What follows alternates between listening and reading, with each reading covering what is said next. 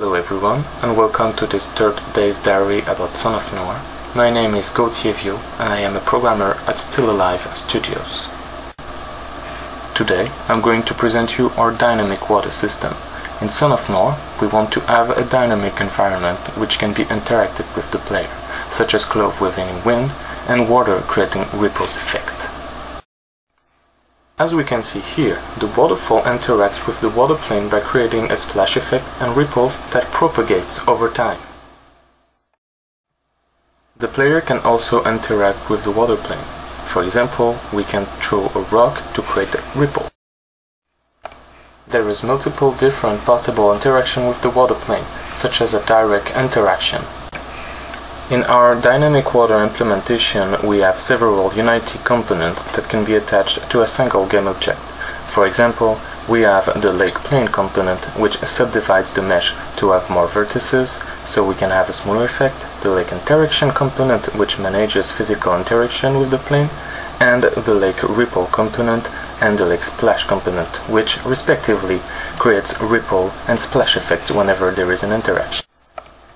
An important factor is the water resolution.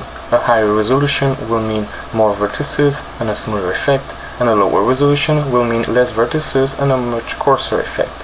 Here, if we set the resolution to 16 by 16, we'll see that we have a much coarser effect. With a 16 by 16 resolution, we can see that the effect is coarser. A 16 by 16 resolution means 16 by 16 vertices, so the displacement for each vertex is higher. However, if we set the resolution to 250 by 250, we'll have a much smoother effect. As you can see, the wave propagation speed is much lower.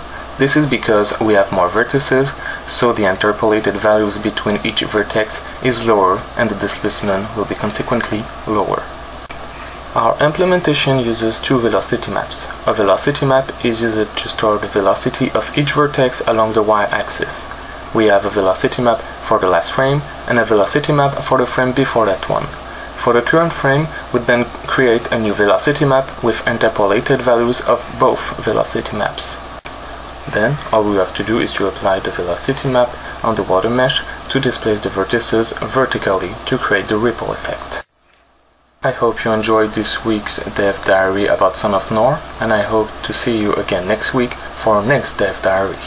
Goodbye!